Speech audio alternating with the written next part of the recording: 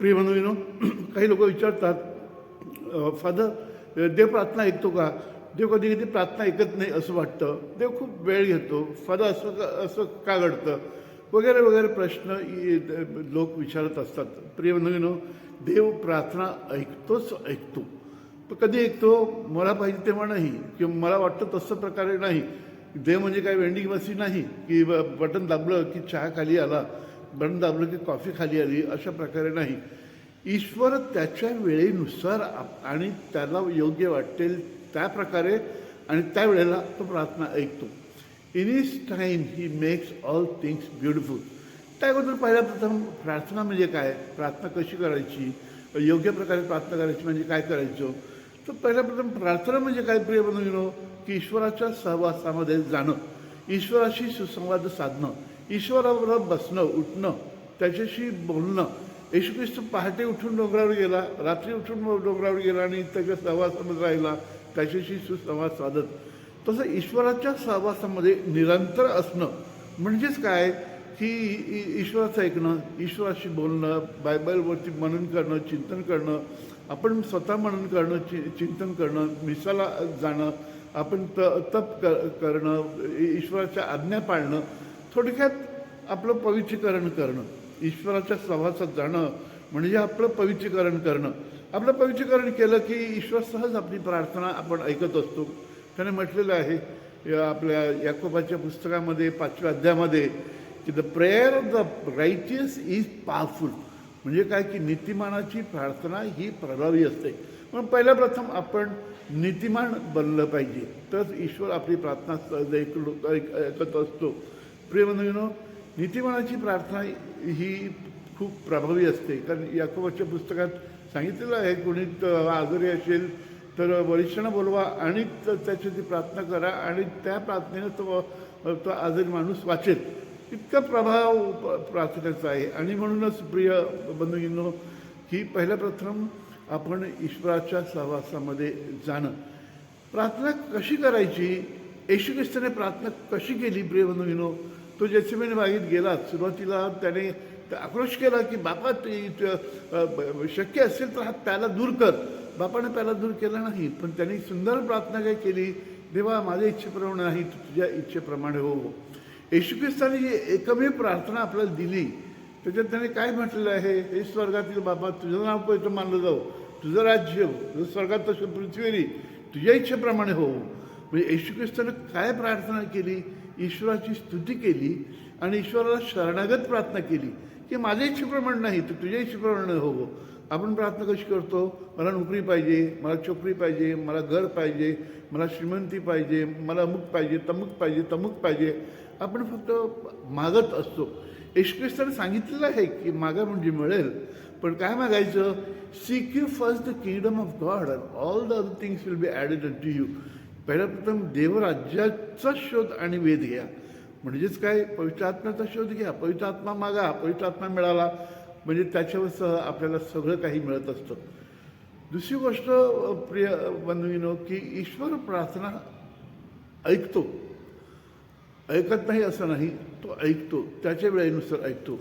2 तरुण प्रार्थना करतात. एक असतो तो देवाला सांगतो, देवा मी शेतकरी आहे आणि मी शेतीची मशागत वगैरे करून सगळी तयारी आहे, तर लवकर पाऊस पाठव म्हणजे मला भरघोस पीक येईल, अशा प्रकारे पाऊस पाठव, भरपूर पाऊस पाठव, मी पावसाची वाट बघतो, देवा दया कर आणि पाऊस पाठ. दुसरा तरुण त्याच वेळेला प्रार्थना करत असतो, हे देवा मी आयुष्यभर मी कष्ट करून मी जे कमावलेलं आहे ते सगळे पैसे गोळा करून मी घर बांधायचं काम घेतलेलं आहे, 15 दिवसात ते घर पूर्ण होईल, आता ते अपूर्ण आहे, तर तू जरा 15 दिवस पाऊस पाडू नकोस, थोड्या वेळाने पाऊस पाड. दोघेही ईश्वराची लेकरं, दोघेही ईश्वराची मुलं, दोघेही कळकळीने प्रार्थना करतात आणि ईश्वर कोणाचं ऐकणार, देव कोणाचं ऐकणार, कोणाचंच ऐकणार नाही. तो त्याच्या वेळेनुसार वेळेवर पावसाळा सुरू झाला की तेव्हा तो पाऊस पडणार. परंतु दुसरी गोष्ट की ईश्वर प्रार्थना ऐकतो, पण अनेकदा आपल्या मूर्खपणामुळे म्हणा किंवा अज्ञानामुळे म्हणा आपल्याला ते कळत नाही. ईश्वर आपल्याला मदत करतो, नेहमी मदत करतो. तो डायरेक्ट स्वर्गातून येऊन आपल्याला हस्तांदोलन करणार नाही, पण तो माणसामार्फत आपल्याला सतत मदत करत असतो. ती सुंदर गोष्ट आहे की जलप्रलय होतो, धुवाधार पाऊस पडतो आणि सगळीकडे जलप्रलय होतो, सगळी घरंदारं सगळी पाण्याखाली जातात. एक माणूस ज्याचं घर जवळजवळ पाण्यात अर्धं बुडालं होतं, तो छपरावर चढतो, छपरावरून गुडघे टेकून प्रार्थना करतोय, हो देवा मला वाचव, मला वाचव, मला वाचव. एक हातगाडीवाला येतो आणि त्याला असं, हे खाली आहे, चल माझ्याबरोबर गाडीमध्ये बस. हा तो, नाही नाही नाही, मी तुझ्याबरोबर नाही ना, दे मला वाचवणं, दे मला वाचवणं. आणि मग तो हातगाडीवाला निघून गेला आणि हा गुडघे टेकून परत प्रार्थना करतो, देव मला वाचवा, देव मला वाचवा. आणि देव तिथून एक जण बोट घेऊन येतो आणि तो सांगतो, ए खाली आहे, माझ्या बोटी ती आहे, मी तुला पोचवतो. हा सांगतो, नाही नाही, मी तुझ्यावर येणार नाही, दे मला वाचवणार, दे मला वाचवणार. आणि तो माणूस निघून जातो. हा पुन्हा गुडघे टेकतो टेरेसवरती आपल्या छपरावरती आणि देवा प्लीज आता पाऊस पाणी बरोबर येत आहे, मी उडणार आहे, तुम्हाला वाचव, तुम्हाला वाचव. एवढंच एक हेलिकॉप्टर येतं, ते दोरखंड सोडतं खाली आणि ह्याला सांगतो की ह्याच्या दोरखंडाला हात धरून तू वरती ये. हा तो, नाही नाही, दे मला वाचवणार आहे, दे मला वाचवणार आहे. ते हेलिकॉप्टर पण निघून जातं, पाणी वर येतं, हा माणूस बुडतो. बुडाल्यानंतर देवाकडे जाऊन तक्रार करतो, देवा मी तुझ्याकडे एवढी कळकळीची प्रार्थना केली आणि तू ऐकली. देव सांगतो, अजून तू ऐकली नाही, मी बुडालो. देव सांगतो, मूर्खा, मी 3 वेळा तुला वाचवण्यासाठी मी मदत पाठवली, मी हातगाडी पाठवली, तुझं नाही, मी आपलं बोट पाठवली, तुझं मी येणार नाही, हेलिकॉप्टर पाठवलं, आणखी काय करायला पाहिजे होतं. तेव्हा अनेकदा आपल्या मूर्खपणामुळं आपण अशा प्रकारे आपलं वाटतं की देव मदत करत नाही. एक माणूस जो सतत प्रार्थनेमध्ये होता आणि त्याचा मुलगा माझ्या कॉलेजमध्ये होता, त्याला 79% मार्क्स मिळाले 12वीला आणि त्याला धुवाधूर एक दिवस खूप दरदरून ताप आला. ताप आल्यानंतर एक त्याचे काका वगैरे घरातली माणसं सांगतात की याला हॉस्पिटलमध्ये न्या. पण तो माणूस प्रार्थना सांगतो, मी प्रार्थना करतो, देव त्याला बरं करील, प्रार्थना त्याला बरी करील. नंतर एक नर्स येते आणि सांगते की बाबा त्याला हॉस्पिटलमध्ये ना, त्याला खूप ताप आहे आणि तो ताप निघाला पाहिजे. हा समजा, नाही नाही, देव येऊन मला मदत करणार. मी स्वतः गेलो प्राचार्य म्हणून, त्याला सांगितलं त्याला हॉस्पिटलमध्ये घेऊन जा, नाही तर मी घेऊन जातो, आणि देव मदत करणार. आणि तो मुलगा मरण पावतो. प्रेमधनो, देवाने त्याची प्रार्थना ऐकली किंवा ऐकली नाही, ऐकली होती, पण ह्याच्या मूर्खपणामुळं त्याने तो मुलगा त्याने गमावला. अनेकदा प्रेमधनो अशा प्रकारे आपण वागतो की आपल्याला वाटतं की देव प्रार्थना ऐकत नाही. देव प्रार्थना ऐकतो. प्रिय बंधूंनो, आपल्या अज्ञानामुळं अनेकदा आपण प्रार्थना चुकीच्या मार्गाने प्रार्थना करतो, चुकीच्या प्रकारे प्रार्थना आपण करतो. एक माणूस खूप देवाकडे प्रार्थना करतो, देवा मला माझ्यावर दया कर, देवा माझ्यावर दया कर, देवा माझ्यावर दया कर. आणि देव प्रकट होऊन त्याला सांगतो, तुला काय पाहिजे ते माग, मी तुला देणार. पण एक गोष्ट लक्षात ठेव, तुझे मागशील ना त्याची दुप्पट मी तुझ्या शत्रूला देणार आहे. आणि आली पंचायत, आता मी काय मागितलं, एक गाडी मागितलं तर शत्रूला 2 मिळणार, मी एक जॉब मागितलं शत्रूला 2 जॉब मिळणार, मी लाख रुपये मागितले तर शत्रूला 2 लाख मिळणार. आता काय मागू? मग तो विचार करतो आणि मग तो म्हणतो, देवा तू असं कर, काय कर, माझा 1 डोळा फोड. म्हणजे काय, शत्रूचे 2 डोळे फुटतील. तो म्हणतात देव अशी प्रार्थना ऐकणार आहे.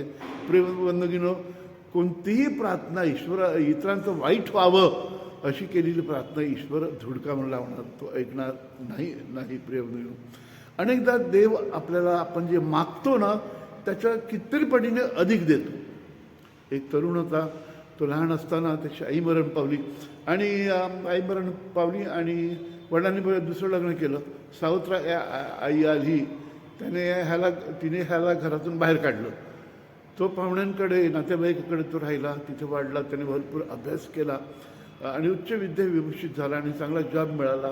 त्याने प्रार्थना केली, खूप कळकळीने प्रार्थना केली की देवा मला चांगला जॉब मिळू दे, देवा मला घर नाही तर माझं घर बांधणे संपत्ती मला तू दे, जास्त नको पण तेवढी तरी संपत्ती मला तू दे आणि चांगली वधू दे. पण एक दिवस त्याला प्रपोजल होतं आणि त्या मुलीचे बाप सांगतात त्याला की माझी एकुलती एक मुलगी आहे, तिच्यासाठी मी मागणी करायला इथे आलेलो आहे, तर तू तिच्याशी लग्न कर आणि मला मुलगा वगैरे काही नाही, हे घर तुझं, सगळी प्रॉपर्टी तुझी, तुला आणि तू आमच्या घरी घरजाई म्हणून यायचं. प्रेमबंधूंनो, त्याने घर बांधण्या इतका पैसा मागितला, देवाने पैसा दिला नाही तर गरज दिलं त्याला ना. तर ईश्वर असा आहे, आपण जे मागतो तो आपल्याला नक्की देतोच देतो. तर आपण जे मागतो त्याच्यापेक्षा अधिक आपल्याला देत असतो. तर आपण योग्य प्रार्थना म्हणजे काय हे आपल्याला कळावं, प्रार्थना कशी करावी हे आपल्याला कळावं, आणि इतरामार्फत ईश्वर आपली प्रार्थना करून आपल्याला मदत करतो हे आपल्याला कळावं, आणि योग्य प्रकारे आपण प्रार्थना करावी. म्हणून आपल्याला हार्दिक सदिच्छा. God bless you one and all.